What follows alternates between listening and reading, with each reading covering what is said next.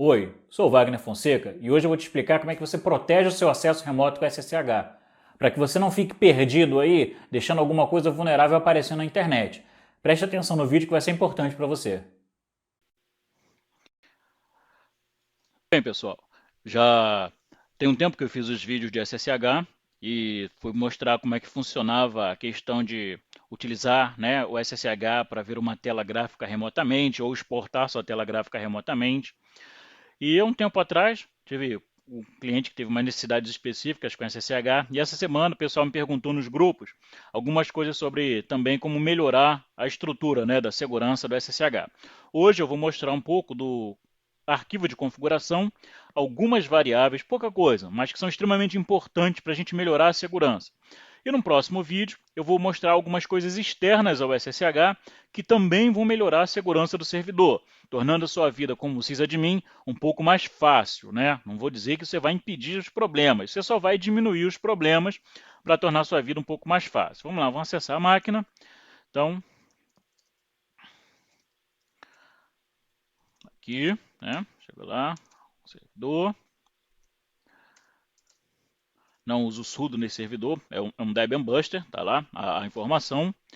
Então, o arquivo de configuração do servidor SSH, do cara que fica rodando na máquina, esperando receber conexões dentro de um determinado padrão, tá? É o sshd_config, e ele fica no diretório etc ssh. Então, tem alguns arquivos aqui. Os principais são esses aqui, ó. O ssh_config, que é a configuração do comando ssh, que é a configuração de quando você digita ssh na sua máquina para acessar uma outra coisa qualquer. É a configuração desse cara aqui, do comando do cliente. Como ele deve se comportar ao falar com o servidor. E esse aqui é o servidor ssh que eu tenho intenção de acessar. Aceito o fingerprint, lembrando, uma das coisas importantes é o fingerprint, para ele identificar aquela máquina, para evitar o ataque de man in the middle, outro cara se passando por essa máquina. Dificilmente outra máquina terá o mesmo fingerprint. Aceito o fingerprint, coloco a senha, acessei outra máquina. Então, o ssh_config é o arquivo de configuração do cliente SSH. Agora eu vou voltar para o servidor onde eu estava, que é o servidor Buster. Limpei a tela aqui, voltar lá. E o sshd_config, que é o arquivo que nos interessa hoje, que é o arquivo do servidor, para dar características ao servidor que sejam diferentes da padrão, é claro, porque padrão é básico e não vai trazer o nível de segurança que te interessa, e principalmente melhorar o funcionamento do servidor. Vou dar um VI no arquivo sshd_config, ele editável somente como root. Então, começou aqui, ó, porta 22. Por padrão, é a porta que todo mundo no mundo vai procurar para acessar o SSH. Quando você quer usar o SSH por outra porta, você tem que informar ao comando, tá, do cliente para que você vá usar outra porta. Então, o pessoal geralmente bota uma porta 30.750, 30.022, qualquer coisa. Isso não impede, veja bem, não impede de tentativas de ataque, de escaneamento de porta, tá? De força bruta, porque o cara sabe que você pode ter mudado, então ele faz um escaneamento utilizando o ICMP, geralmente, verifica a assinatura da porta, aquela assinatura vai bater com a assinatura da SSH, ele vai descobrir que o SSH está rodando numa porta diferente. Mas você colocou um, um, um obstáculo a mais na vida de quem está tentando acessar a sua máquina indevidamente. Tá? Você colocou uma dificuldade a mais. Não é uma solução, mas ajuda. Tá? É lógico que essa porta tem que ser sabida pelos seus clientes também, sejam eles quais forem. Clientes gráficos, como o FreeNX, que utiliza o protocolo SSH para poder disponibilizar um desktop remoto, é o RDP, né, dentro de SSH, basicamente, dizendo assim. Os seus clientes de SFTP, os seus clientes de outros serviços que utilizam SSH, como R-Sync, né, tudo mais. Então você tem que avisar os seus clientes, os outros programas, que a porta não vai ser a padrão. List Address Family, que tipo de família de IP, IPv6 e IPv4, aqui ele escuta nas duas. O Listing Address é interessante quando você tem uma máquina que tem vários IPs, por algum motivo, e você quer restringir em qual dos endereços locais da máquina ele vai escutar as requisições. de qual dos meus IPs eu vou aceitar conexões. No caso, ele aceita de qualquer IP, tá? Esse é o padrão. Então, se você quiser mudar aqui a porta do SSH, lembrando que tudo que é feito nesse arquivo tem que reiniciar o servidor para poder entrar em funcionamento. Tá, mas vamos botar aqui a porta 30.022. Os arquivos onde ficam as chaves, tá? As chaves RSA do SSH dificilmente são quebráveis, tá? As antigas tinham problema, mas todo mundo que usa RSA, as chaves novas não tem problema. O log que vai registrar, tá? O recurso do log, o facility do log é o AUTH, tá? Então tudo que registrar log de autenticação e o nível de log é info. Então ele registra uma quantidade boa de informação sem registrar lixo. Autenticação, login grace time, é uma das coisas que eu gosto de mudar também, tá? Por que o login grace time? Porque 2 minutos entre o início da conexão e o final da autenticação é tempo à beça. Eu recomendo algo na casa dos 45 segundos. Tá? 45 segundos entre o tempo que inicia a conexão, você manda aquele fingerprint inicial, faz aquela transação inicial, aparece o prompt para você digitar sua senha ou o que mais seja. E o que mais seja vai ser no próximo vídeo. Tá? E finalizar a autenticação é tempo mais do que o suficiente, a não ser que você tenha realmente um problema seríssimo de banda. Então, tem gente que tem, por exemplo, eu já lidei com um caso de que o cliente tinha um servidor onde ficavam armazenados dados e esse servidor ficava na floresta amazônica. Ele trafegava via satélite, então era realmente uma latência muito alta, uma lentidão muito grande. Nesse caso, um período de 45 segundos realmente não seria viável, porque não ia dar para trafegar todos os dados baseado naquele problema de velocidade e latência. Então, fora casos raros, funciona muito bem. Permite root login, esse aqui, ó, o padrão está esse, permitir login de root menos com senha, ou seja, quando se faz autenticação baseada em chaves, tá? Que é muito bom, mas que você não precisa de senha, por exemplo, se você quiser fazer autenticação baseada em chaves, mas root é a conta que todo mundo sabe que existe no Linux, todo mundo sabe, não use contas óbvias, então permite root login para mim é sempre no. Opa, no. Não poder logar como root, nem com chave. Você vai criar o seu usuário você vai criar uma forma de virar root com sudo ou com o comando su, mas não vai permitir que ele consiga usar a conta de root diretamente. Strict Mode para setar as permissões corretamente, verificando ali tá, as permissões, o diretório do usuário que está logando, se podem ser dele, se pertence a ele, para ele poder usar. Já é padrão. Máximo de tentativas, antes dele considerar que está tentando invalidar essa conta por um tempo. E número máximo de sessões. Isso aí, ó, no momento é 10, mas varia de lugar para lugar. Quantas pessoas simultaneamente podem estar logadas no seu SSH? Tem lugar que vai ser 100, tem lugar que eu já vou falar que é 500. Se você usa SFTP, por exemplo, você tem que lembrar que isso aqui vai afetar o SFTP. Então, se você tem um FTP com SSH, com segurança, arquivo criptografado e tudo mais que seja, você vai ter provavelmente mais gente do que 10. Então, você tem que mudar isso aqui. Autenticação por chave, ok. O arquivo onde ficam as chaves autorizadas. Tá? Então, no seu diretório pessoal, esses são os arquivos que você considera como chaves válidas, ou seja, quem tiver a chave pública compatível com essa chave privada vai poder logar no seu servidor ou na conta daquele usuário sem necessidade de senha, por exemplo.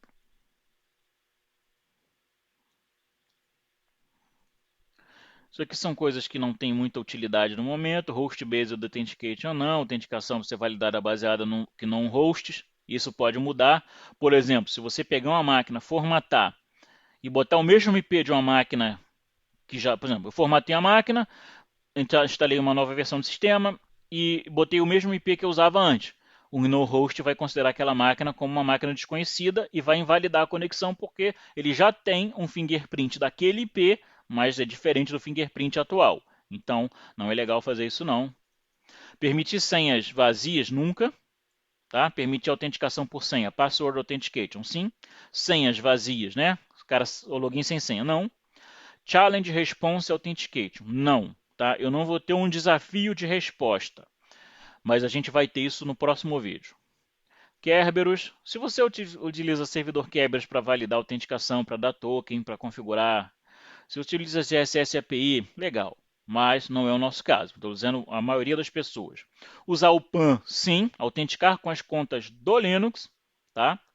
Sim, eu quero autenticar com as contas do Linux, com todas aquelas restrições que o PAN ou facilidades que o PAN traz, e no próximo vídeo a gente vai ver facilidades, tá? X11 Forwarding, redirecionamento do protocolo do X11, é aquilo que a gente fez da outra vez. No meu caso, não, é um servidor. Ele não é um desktop, ele não tem servidor instalado, então desabilita essa função. Tá? Permitir TTY, sim. Print MOTD, aquele arquivo de boas-vindas, né? O etc MOTD, toda vez que o cara logar, mostrar isso para ele. Não. Print last log, isso é interessante, porque quando você entra num servidor e por acaso você vê o que? Entra numa segunda-feira de manhã, começou a trabalhar, logou no servidor, e aí você viu que a informação do login foi no domingo à noite, o último login foi feito domingo à noite, você tem que desconfiar de alguma coisa, né? Você tem que olhar, epa, tem alguma coisa errada com esse cara. Compression delayed, tá? Ele vai iniciar a conexão, vai fazer tudo, depois ele vai iniciar a compressão, SSH também agora já traz isso. Cliente alive interval, cliente alive count max. Isso aqui não é importante, porque a gente vai alterar o arquivo do cliente para manter a conexão persistente. Use DNS, no, tá? Já é padrão. Nas versões mais antigas do SSH não é, nem vem essa variável. Altere isso, use DNS no. Quando você bota use DNS no, ele não tenta verificar se o cara que está logando no servidor tem uma conta, tem uma informação daquele IP registrada no DNS. Isso aí faz com que seja mais lento o processo inicial de login. Depois que você loga, não. Mas até você logar, ele verifica de forma reversa. Ele vai por PTR, tá? Por ponteiro, verificando se você existe naquele servidor de DNS o qual o SSH consulta. Se você não existir, ele não tem problema nenhum, ele dá continuidade. Só que ele verifica antes e até receber uma resposta não do DNS, você perde uns segundos importantes aí, que você não deve deixar aberto. Então use DNS no. Tá? Ele não quer que ele me registre pelo DNS, me registra pelo IP mesmo. Max Startups, isso aqui é extremamente interessante. Eu geralmente boto 5, 60, 10. Quando eu tiver 5 conexões não autenticadas de alguém, então o cara tentou, não conseguiu, tentou, não conseguiu, tentou, não conseguiu. A partir daí, rejeite 60% das conexões desse cara, desse IP. Ou seja, 60% das tentativas dele vão sendo rejeitadas. Ele tenta, eu deixo ele tentar autenticar, ele tenta, eu deixo ele tentar autenticar, ele tenta, eu rejeito. Nem deixo ele tentar autenticar. Já vi que é o mesmo IP, eu rejeito. Aí ele tenta, eu deixo ele tentar autenticar, rejeito. Aí ele tenta, eu rejeito. Ele tenta, eu rejeito. Então, basicamente, a cada 10 conexões, a cada 10 tentativas de conexões vindo desse IP, eu vou rejeitar 6. Tá? Rejeitar, não vou nem deixar o cara tentar botar o usuário e senha, não vou nem fornecer isso para ele, vou rejeitar. Quando chegar a 10, opa, botei para baixo, é para o lado. Quando chegar a 10 conexões, tá? Quando chegar a 10 conexões vinda desse endereço, eu vou rejeitar todas. Todas, todas, todas. Isso fica na memória do SSH, tá? Do servidor. Enquanto ele não der uma limpeza na memória, ele vai rejeitar esse cara. Por quê? Porque provavelmente é uma tentativa de invasão. O cara tentou 5 vezes e não conseguiu se autenticar.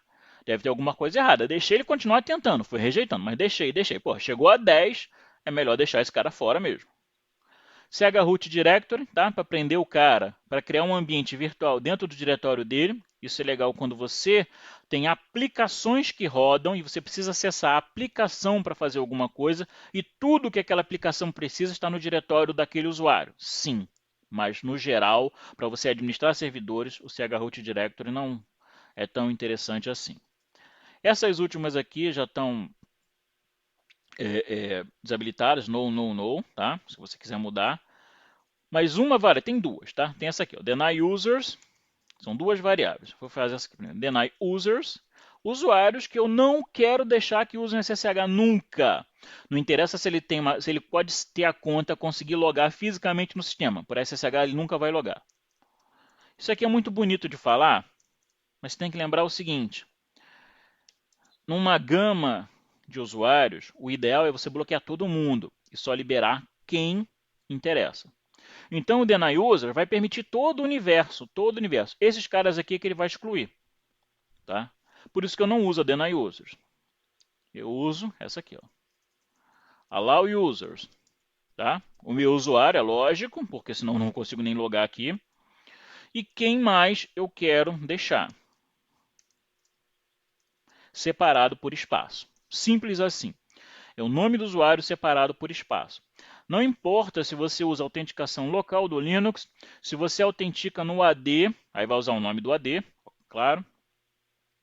Geralmente quando você configura a autenticação no AD, você configura com domínio, então você vai ter que usar lá, ó, domain, tá? Tem que ser algo assim. E você consegue fazer com que ele permita apenas aqueles usuários. Isso também vai evitar um monte de teste que acontece, eu vou mostrar isso para vocês, em relação a pessoas usando dicionários de usuários e senhas para fazer o seu SSH, fazer testes, né, tentativas até conseguir uma combinação que valha. Isso aí já evita porque você sabe quem vai poder. Não use nomes óbvios, não use, tá? Eu usei aqui o meu porque é um servidor interno, local aqui, bonitinho. Ele não tem conexão para fora. Mas não use nomes óbvios, e eu vou mostrar isso no próximo vídeo, tá? Que eu vou falar de umas ferramentas externas ao SSH que ajudam a melhorar a segurança, porque todo nome óbvio é fácil, a não ser que você tenha nome de pessoas, como é que é o meu caso, tá? Negócio de user 1, user 2, user test, suporte, admin, tá? Crie nomes que tenham algum sentido para você, para sua empresa, mas que ao mesmo tempo não sejam tão óbvios, tá? Gerente TI. Gerente TI é uma conta que geralmente não vejo em dicionários, tá?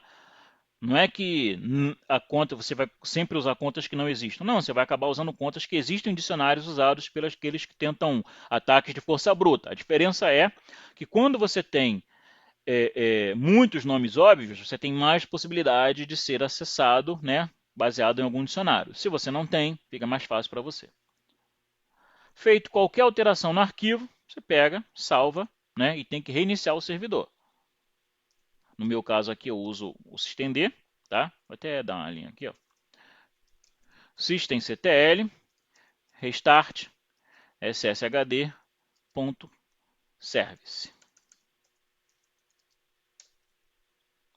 Reiniciou o serviço, botou o cara no ar. Então toda mudança no sshd_config tem que ser feita pensando em enquanto o servidor estiver no ar funcionando, aquelas alterações não vão ser válidas, eu tenho que reiniciar. Quem já estiver logado no servidor não vai sofrer essas alterações, porque ele já está logado, o processo dele já consultou o arquivo e já está na memória, que é o meu caso atual. Tá? Se por acaso você quiser que o cara não fique com um terminal ocioso, tá? Você cria para aquele determinado usuário, no meu caso aqui, eu estou como root, porque eu já loguei como usuário Wagner e depois troquei para root. Não quero que o cara fique com um terminal ocioso. Você vai criar, vai colocar no bash RC dele ou no etc environment, se você quiser forçar todo mundo, essa variável aqui, ó, algo desse tipo. Tmout igual a 600. É o tempo em segundos que esse cara tem para usar o terminal. Se ele não fizer nada, tempo ocioso, a partir do último comando. Isso é um comando, pronto. Isso aqui é um comando, ponto. Tempo ocioso a partir do último comando que ele pode ficar com esse terminal. Passou de tantos segundos, automaticamente ele vai ser desconectado. Quer ver um exemplo? Eu vou mudar aqui, timeout igual a 30. 30 segundos, né? Então a gente tem aí um tempo pequeno, exatamente para demonstrar para vocês o funcionamento da variável tmout. Isso também evita que pessoas distraídas larguem o SSH logado. Nesse caso, é uma variável que eu criei manualmente e só para o root, né? O login que eu estou no momento. Mas você pode criar isso para o etc environment, para todo mundo, ou criar no bash rc do usuário, válido para aquele usuário especificamente. Viu? Tempo de espera excedido. Opa, fim automático da sessão. Isso é legal para evitar que pessoas distraídas esqueçam SSH logado. Vou voltar aqui como usuário, cd/etc ssh. e vier esse arquivo aqui. Dá uma olhada nesse arquivo aqui, o ssh_config. É o arquivo do cliente, é o arquivo do comando ssh. Tá? Geralmente, eu coloco essa variável aqui. Ó. TCP keep alive yes. Tá? Para manter a conexão TCP persistente, para evitar que você ganhe aí, por exemplo, você está lá e a sua conexão é jogada fora lá por causa de que você ficou um tempo sem conseguir transmitir nenhum pacote. Às vezes é uma lentidão na conexão, não sei o quê. Então, caso você queira manter a conexão persistente, isso é interessante, porque quando você não tem uma variável específica para isso, ele começa a perder conexão, ele vai te desconectar, você vai ganhar um broken pipe da vida, tá? Muita gente tem broken pipe por causa disso, recebe lá essa informação, porque a conexão não está conseguindo ser mantida, ele não consegue ficar validando que você ainda está conectado ali. Lembrando que isso não tem nada a ver com a variável timeout. E como é do comando SSH, tá? Simplesmente agora, quando eu fizer SSH para outra máquina, é que isso vai valer. Então, pessoal, espero ter ajudado aí a melhorar um pouquinho a segurança do SSH, vocês conhecendo mais algumas variáveis, mais algumas alterações possíveis dentro do arquivo. E no próximo vídeo eu vou ensinar dois recursos, né, externos do SSH, que não são do SSH em si, né, não são do executável SSH, mas que vão fazer a sua vida melhorar e muito, principalmente na questão de segurança. E vou demonstrar isso para vocês com resultados aplicados em um cliente. Não esqueçam de assinar o canal, né? Marcar aqui a notificação, seguir nas redes sociais, entrar no nosso grupo do Telegram para discutir, tirar dúvidas. E até o próximo vídeo. Valeu, pessoal. Abraço.